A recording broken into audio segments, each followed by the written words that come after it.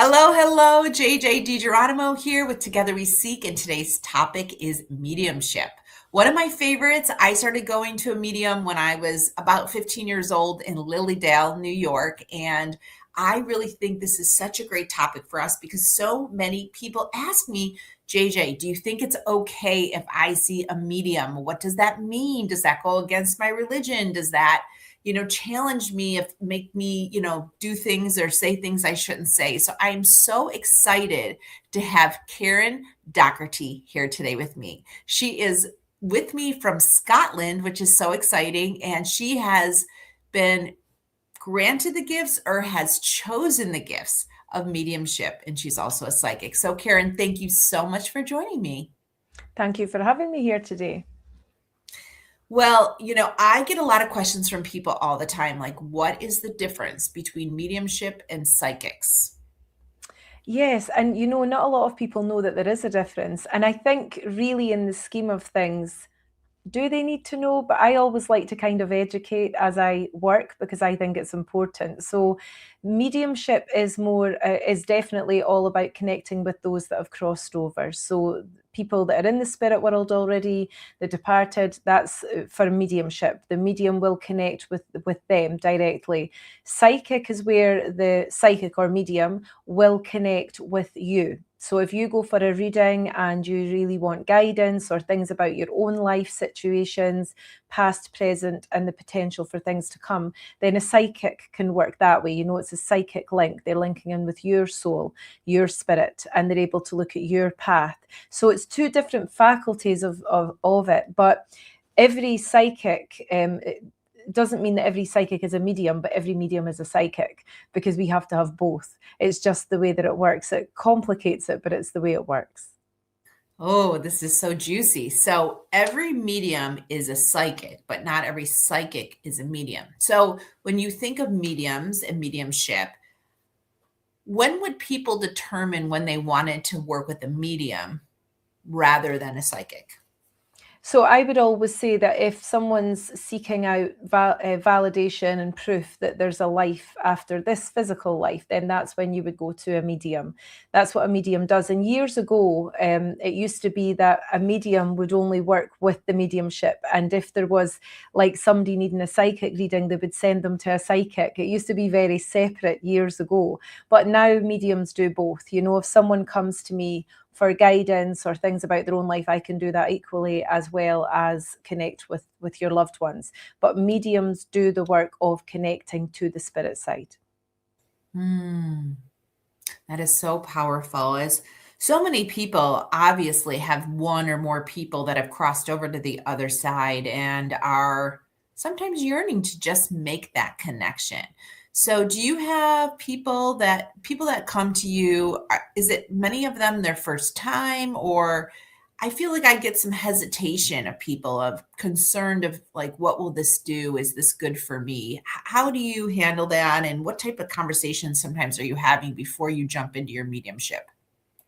I think it's always important to whoever comes for the medium to kind of describe what's going to happen and what it's about. Because, like you say, people are nervous, they're vulnerable, they maybe are just lost in a way and they don't know who to reach out to. And other people, I've had people in the past, clients that are religious and their religion doesn't agree with mediumship because, for different reasons, and they're like a bit frightened of it, as if to say, what if I do this, what does this mean for me?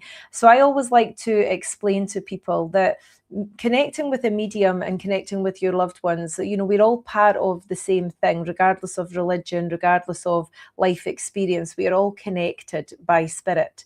So there's never going to be anything happening that shouldn't happen. There's never going to be anything that's going to frighten anyone, or at least there shouldn't be. If you're ever going to a medium and you have an experience where you leave feeling worse or you leave feeling frightened, then I don't think it was authentic, because authentic mediums know how to put someone's mind at ease and how to explain it. So I always do. I'll always take time to kind of explain, look, there's nothing to worry about. There's nothing going to happen after the session. In the session that we have together, it's really about connecting the two worlds for that period of time. Mm, it just feels so good. And I just love your approach. And if anyone wants to check out the YouTube, Karen and I are, it's just the energy that you exude just on the camera is so nurturing. So I really appreciate that because I think it brings a lot of peace to people that might be sitting on the fence thinking about they wanted to do this but didn't know who to even connect with. So the fact that you're on the podcast and people are listening to you, I hope they reach out to you. All your links are below. Your sessions are very affordable. And I feel like for a lot of people, that's exactly what they need to just get that validation, sometimes a missing piece, sometimes just wanting to have that thread. Yeah, exactly. And I think one thing I feel strongly about is mediumship now is seen as an entertainment sometimes because we have social media, which in one way is amazing to get the word out there and to show people that you're here for them and that they can connect. But the flip side of that is there's a lot out there that's really not authentic. And I feel like it can throw people or they don't know what to expect, you know. So I always would say go to an authentic medium, someone that's reputable or is genuine, even by word of mouth. But the nurturing side of it for me comes in because that's exactly what it's about. It's about healing people. It's about bringing that healing forward in their soul, their life, so that they can handle things differently or handle things in a slightly different way because they have the knowledge that they need, that their loved one is safe, that their loved one is there for them. So that nurture for me should come quite naturally with genuine mediums. And it does. There's many excellent genuine mediums out there that do that. So beautiful. So tell us a little bit about your journey. So I'm sure you just didn't, I mean, I'm just curious, like how you even knew that you had this connection. Did it come early on when you were young? Is it something that popped in your life in your teens? Tell us a little bit about how this manifested for you. When I was young, meaning 3 or 4, round about that age, I remember having certain experiences that kind of told me that there was something else. That's the only, I can't articulate it and put it into words, but I knew that there was another place. And then as I kind of grew 7, 8, 9 years old, I used to see spirits in my grandmother's house mainly. And I used to tell her, oh, there's a lady in the kitchen. And she would say, oh, the dead don't harm you, don't worry about it. You know, she just understood. I realized later in my life, my grandmother was very mediumistic. Her and I talked about it when I was a teenager. But before that, it was really just an understanding that I seemed to have that, yeah, they're from the other place, that's okay. And it wasn't every day and it wasn't every week. It was quite sporadic at that point in my life. But coming into my teenage years, I started to just pick things up for friends and family, and I would see things a lot more. And I still didn't know I was a medium. I really didn't ever think I was a medium. I just felt like, oh, yeah, okay, that's what I see. But I followed mediumship by that age. I read Doris Stokes. She was an English medium, fantastic medium. I read her books at the age of 10. And, you know, when it came to mediums being on TV, John Edward was one of the first mediums that, you know, I ever started to watch. And I was just fascinated. But it still didn't tell me that I was a medium. I just thought that I kind of picked up on stuff. So it got to a point in my late teens where it became really overwhelming. I was hearing a lot of voices. I had a lot of spirit people talking to me. And I went and spoke to a local medium about it because I used to go to this church, this spiritualist church. And I said to her, look, this is what I'm getting. And she said, well, that's because you're a medium. And I said, no, I'm not a medium. Because straight away it was like, that's a huge responsibility. I can't do that. And she said, yes, you are. So come into a development circle. It's a group of people that sit together to develop their mediumship. And so I went. And the first week that I went, it just all felt like home. It just all made sense. All the years of it, it just all fell into place. And I realized, yes, I'm a medium. And that's when I started to work with it. Wow. So tell me, how did you get to this woman that invited you to the development circle? Do you remember? Like, did you know her or how, did someone refer? How did that connection? Because that to me is such an instrumental connection for you. How did that come about?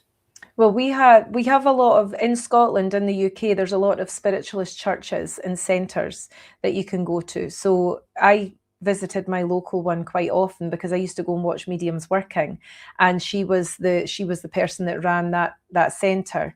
So I kind of knew she was a medium, and I thought, well, if I'm going to ask anyone, I'm going to ask her. So that's what I did. I just struck up a conversation with her and told her what had been happening with me. And she had a lady that was part of the same centre that ran a development circle, and she said, you're going to have to go into Margaret's circle and you're going to develop this. So they really did get me started, and then really quickly, it really turned down very quickly for me. I was only doing that for maybe 2 or 3 months, and I was starting to get asked to do readings and do work, and I just kind of went with the flow on it. And really from there on in, I just have worked with it full time ever since then. Mm.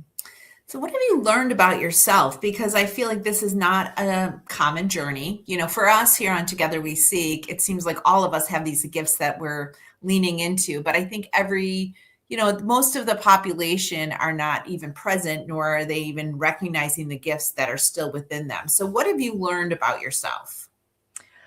The personal side of it's the bigger side of it. I always say to my students, when you embark upon this development journey of mediumship, what you learn more than anything else is personal development. So that you really have to face yourself through your development journey. You really have to look at your shadow self and look at your traumas and look at the way that you've kind of expressed yourself in life and reasons for that. So you really do go through a very deep development journey personally. And I think, even as far back as your childhood, you just start to realize bigger things, meaning there's a bigger world out there, there's a bigger reason for things, and it makes you look at yourself a bit differently. And I think for me, honestly, the biggest thing for me was the feeling of, this life is so temporary. It's so temporary, and I'm not going to sweat the small stuff, and I'm not going to look at the small stuff anymore. I'm just going to embark upon what this is. Now, that doesn't mean that I don't have trials and tribulations the same as everyone else, but it just made me realize that I have to deal with things differently, and I have to open myself up to spirit in order to work as a medium. I can't help other people if I don't know the stuff. So it really does make you face things a lot. So the personal side of it's huge. Yes, I agree. I'm finishing a piece of work that's the 6 phases of spiritual awakening. And I feel like the first couple phases is all about like letting go, leaning in, being honest with yourself, dealing with childhood trauma or, decisions that, have brought you down paths that you need to unwind. Absolutely. And it's hard. It's not easy. And I think anyone that's on a journey like that would say that, but it's worth it, and it's a continued thing. Like the journey of mediumship's continued. I learn every single day about my mediumship still, and I've worked with it for years and years. And I trust spirit more than I trust anything else. Like whenever things are going wrong, or I think that something's going to happen, or something happens in my family, it's like, okay, what's the bigger picture here? Let's just wait and see. So it does put you in that position of being able to surrender a little bit more. Wow. Yeah, it's no easy road. And most of the guests that I've had here on the podcast have talked about the challenges. I mean, for as connected as they are and as awakened in some cases, they still have had pretty tumultuous paths. Yeah, and I think that's the thing. I think when people come into your life at a time where you're already awakened, or you're already, you've been working your way through your journey, and they think, oh, that's amazing, you're so like chill, or you're this or you're that. And you're like, yeah, took time to get there as well, and there's still more to come.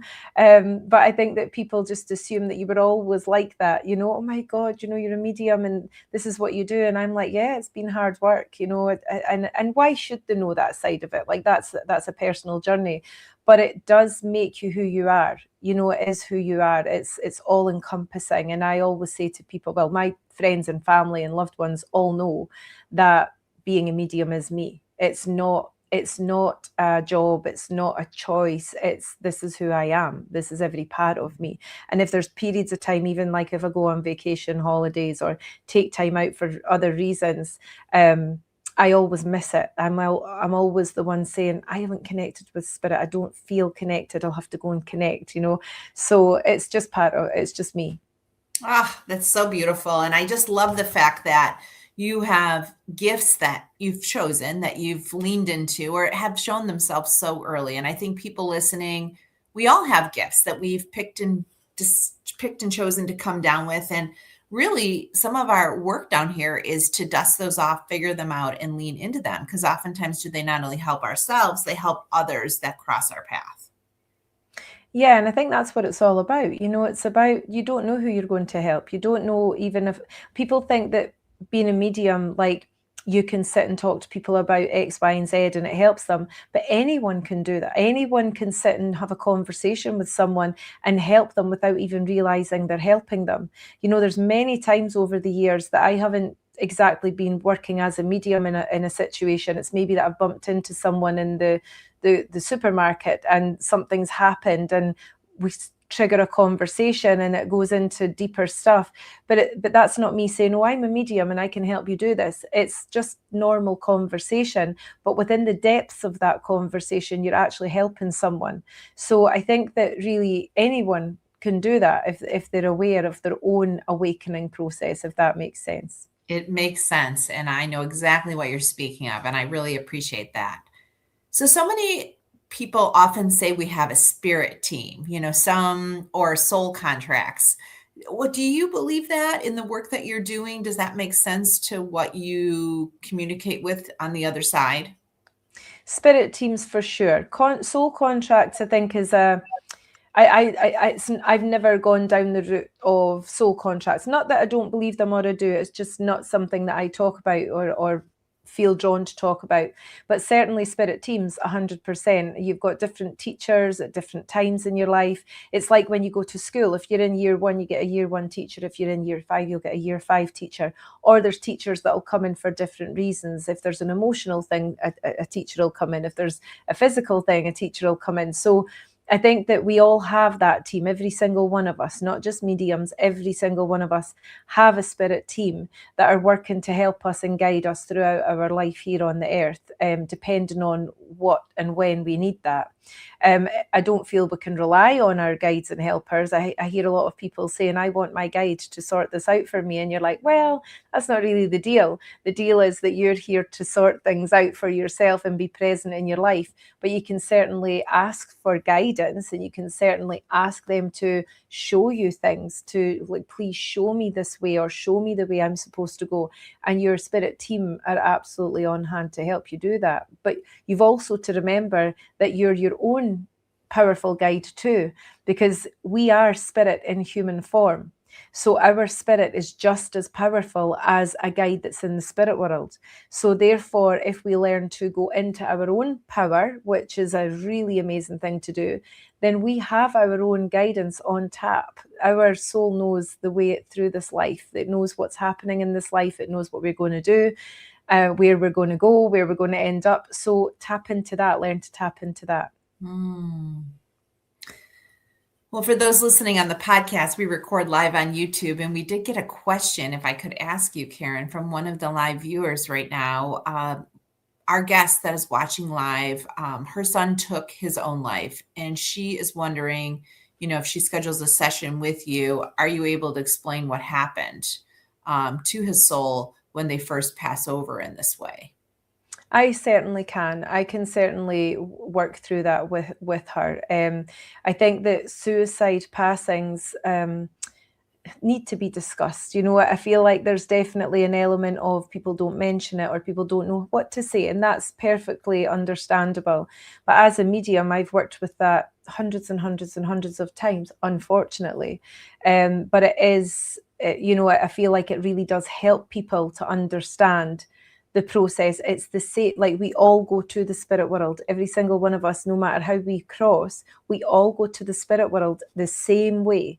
I think sometimes religious backgrounds and other cultures might say things differently and and say, well, like I've heard lots of people, I had a lady actually whose son crossed over that way, and she had said she'd been told that he was like in a limbo and he wasn't in the spirit world, and it's nonsense.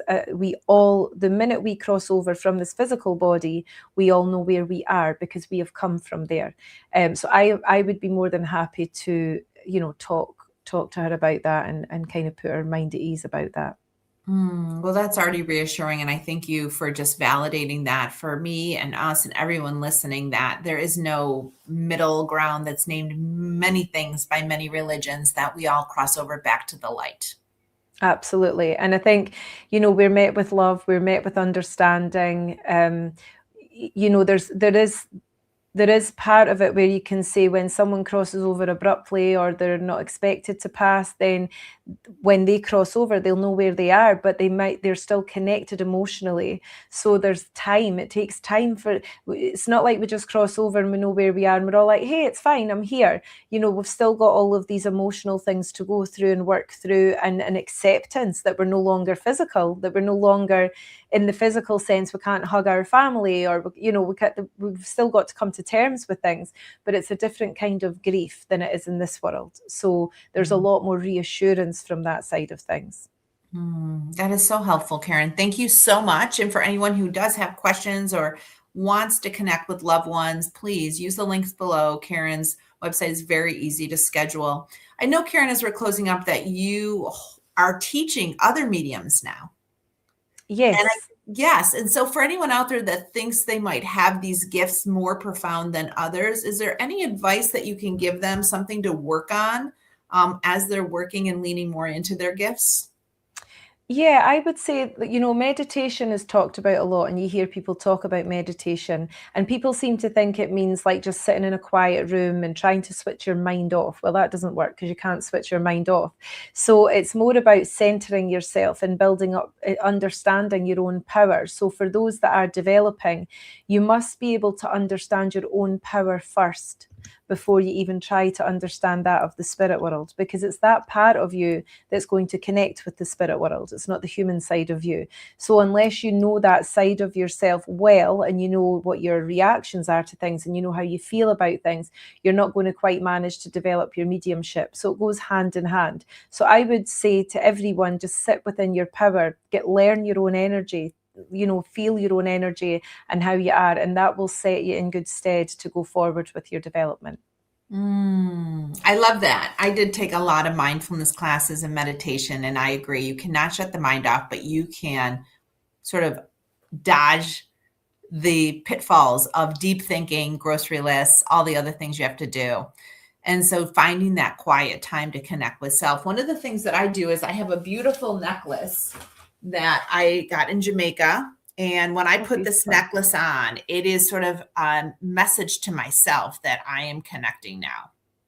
Yeah. And that's an amazing way to do it. And it's almost, you can do it in your mind as well. You can do it with an object, or you can just say, okay, when I'm sitting in a certain way, or I'm, Monday night at 7 o'clock, this is when I sit. It is signaling to you that this is the time for you. So it's a really good discipline to get into. Things like your necklace is a very good discipline. That's a good idea too, is having a set time.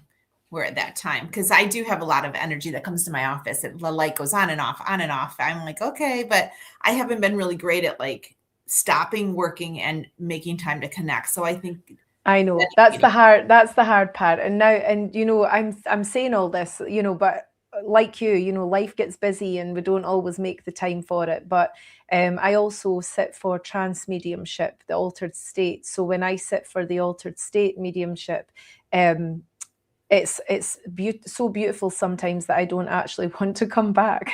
It's like I'll just sit within this space for a long time. So when you do get your discipline going and you do get into it, it's really worth it. It really is worth it. Well, that is an amazing reminder for me, Karen. I feel like that was a message I needed to hear right now. And for everybody listening, I hope you reach out to Karen. She is such a beautiful soul, and I'm often asked who to connect with for people that have crossed over. And I just am really so excited that you visited us here on the Together We Seek podcast. We have some great comments and people that will connect with you. Karen, what is the best way to connect with you? The best way is through the website, which is KarenDocherty.com. Wonderful. And that is listed below. She's also on Instagram. And we hope you have a great year. And I look forward to the many people that listen to this, connect with you, and just continue to share your light and love with the world. Thank you so much. Thank you for inviting me. Oh, thank you so much. I really appreciate it. And for everybody listening, if you love the episode, be sure to rate it, be sure to share it for someone who might need it. And as always, we encourage you to reach out to Karen and all the practitioners, as their gifts are so powerful and often are the light you need to move down your path. So thank you so much. Thank you.